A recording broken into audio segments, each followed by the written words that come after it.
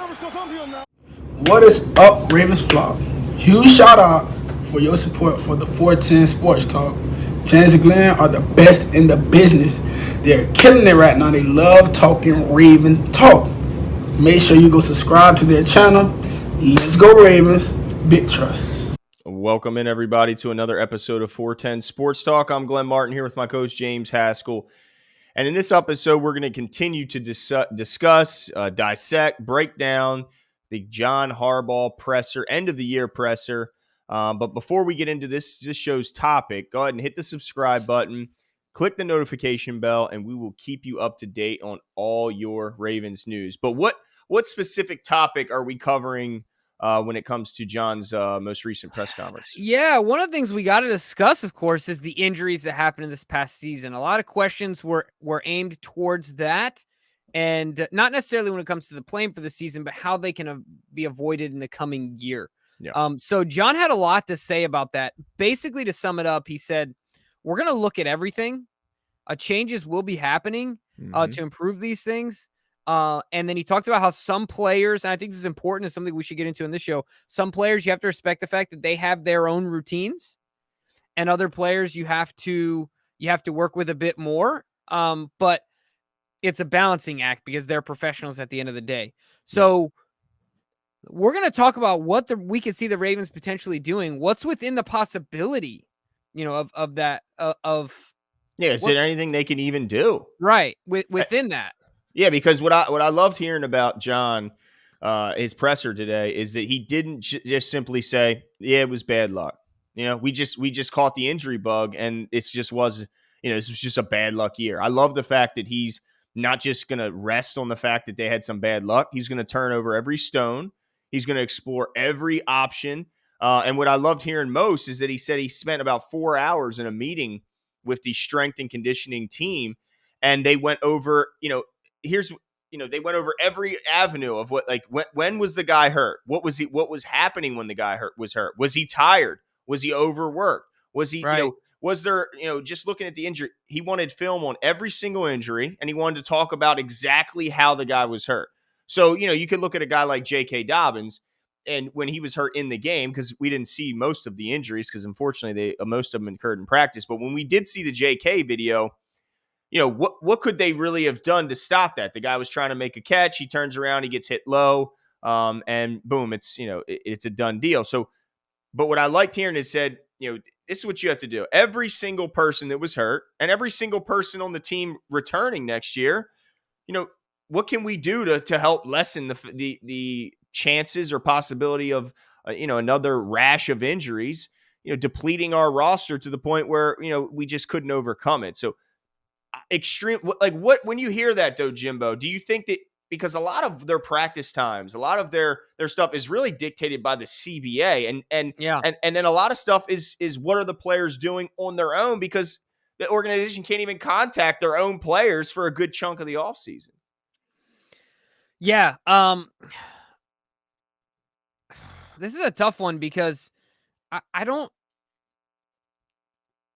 other than John reviewing, like you said, the instances of each player, and the timing of practice, how do you, and the other thing this is kind of off base, but I don't know how much technology teams are able to use, like wearables and stuff like that, to see a guy's fatigue, see the recovery and stuff like that, because I know that there's a bit of controversy with some guys having agreements with wearables and stuff like that, and them not being allowed to wear them during games and things. So all of this is so difficult. It's a science, and then it's also happenstance.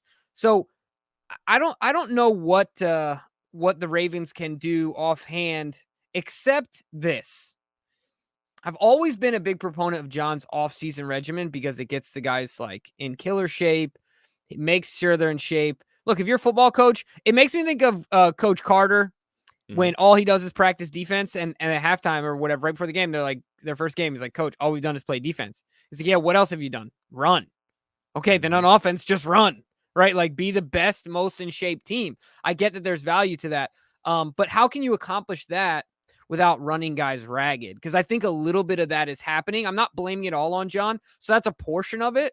I think the other portion of it is, what can we do? Like you said, while we aren't contacting these guys, what are the Ravens doing now, and what can they do differently to hold these players accountable when they come back?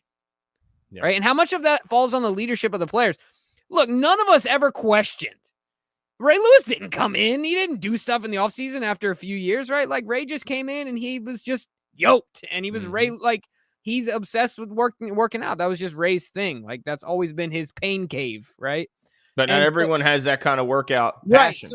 So how do we get more guys to hold each other accountable if we can't? Yeah. You know what I mean? Yeah, and also, a lot of people say, well, he practices, I remember a lot of fans were saying that he practices too much or he practices too hard. They don't practice a quarter of what they used to practice, Right. in the early 2000s, in the 90s. Yeah, even at the beginning of John's tenure as a coach. Absolutely. I remember going to training camp when Big J.O. was here, and they were doing two-a-days at, McDaniel College. Like, this is just it. So I don't buy into the fact that he's overworking these guys simply because he's not, allowed to. And then the player rep on each team, there's a player rep on each team. He's been reported in the past. Ben Watson reported him for doing a helmeted practice when it wasn't technically allowed to do a helmeted practice. And he got in trouble. The Ravens got, fined. I think they lost 2 practices because of it, 2 OTAs. Yep. So they can't over practice because they'll get reported and they'll lose even more practice time, the limited time that they do have. So the tough part is they only have their hands on the players for a small part of time. Yeah. And you have no control of what they're doing away from the field. So I guess the only thing you can do is gauge this when you're bringing a player in. Is this guy a lazy guy to where in the offseason he sits on the couch and eats potato chips and then uses training camp and OTAs to get himself back into shape for the regular season? You obviously want to steer clear of those guys, but I'm at least encouraged by the fact that they're turnover every leaf. But I do have to ask you another one about Steve Saunders is coming back as the strength and conditioning coach. I know a lot of people, first of all, he rubbed a lot of people the wrong way when he was basically, came out that he was the start of the initial COVID outbreak. But also they're holding him responsible for the lack of conditioning that led to maybe some of these injuries. What's your take on them bringing him back? I'm all right with it. Because like you said, you can only do so much when you got him there, right? Yeah. And I think a lot of it, people are going to hate hearing this, Glenn. I think 2 things. A lot of it falls on the players, 3 things, actually. What the players do in the offseason to ramp their bodies up, right? Okay. Not only from a workout perspective, and I'm not going to open this Pandora's box, but what they fuel their bodies with is important when it comes to recovery. Like, and then the other part is that recovery piece. Like, okay, are you sleeping properly? Are you coming to practice after you partied till 2 a.m.? Are you, are you getting 4 or 5 hours of sleep? Are you letting your body rest? Because you're not in high school anymore. You're not in college anymore. Like, those years catch up quickly and you need to adjust, right? And then the other piece is communication with your team. I think that, and this is difficult because we've seen this recently, obviously with Antonio Brown, but like, do players have confidence that they can say, hey, coach, like, I'm not feeling it today. This hurts, that hurts. Like, what is the communication level there? Right. And it's so difficult because you talk about them only having their hands on players for a certain amount of time. But, you think of Andy Reid and then, Andy Reid's tree, Doug Peterson. There's funny clips everywhere of Doug Peterson telling his team to get ice cream after practice. Oh, the ice cream truck's outside, the ice cream truck, every single practice. Right. I'm not a fan of that. But at the same time, John seems to be a little bit on the opposite end of that spectrum, right? Both of those guys as coaches, Eagles coach and the Ravens coach, have gone through 1 year I can think of with the Eagles and 2 years now with John, where they've been ravished with injury, right? Doing it different ways. Yeah, exactly. So it's so difficult to me, though. I think more of it falls on how much the players have prepared themselves and what they can control, because at the end of the day, it's their body. How are they communicating? How are they working with the staff? How are they building around themselves? Totally different sport, but there's very few times where LeBron James is injured for a long period of time. Now that he's older, it's happening more often now. But he's never missed an entire season.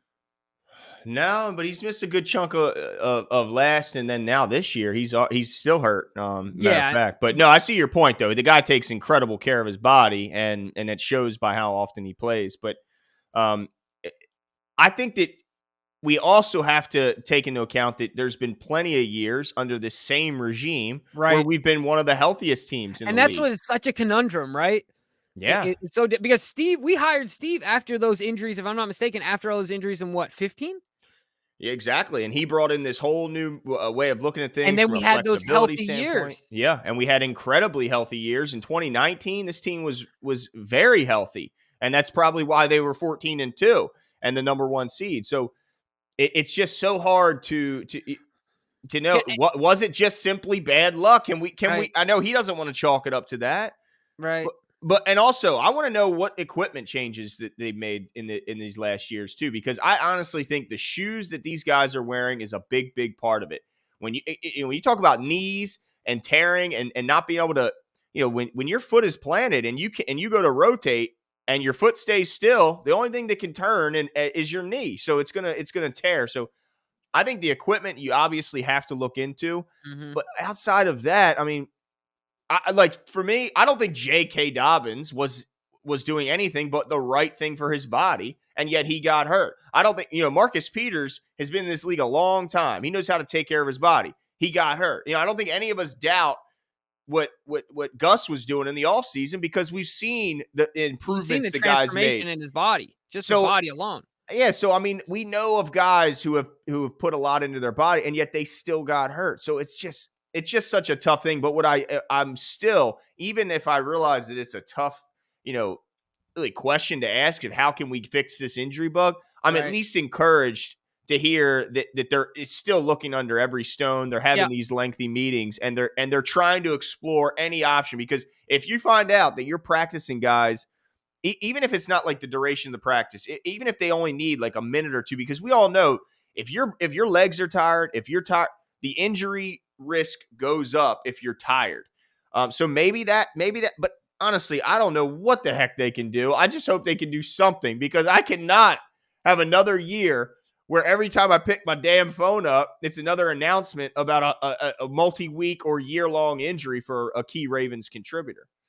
Yeah, it's really gonna be interesting, and I'm with you as well. But at the same time, so the only thing I will say is that, and I'm encouraged by those same statements that John made as well, is that you got to innovate or you got to die. I mean, or you're gonna die, right? Like innovate or die. Innovate or get hurt is, I guess, what you could say here.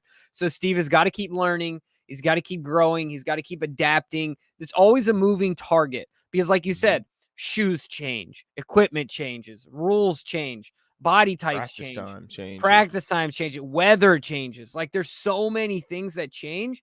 The age, John did say, quote, change is inevitable and growth is required.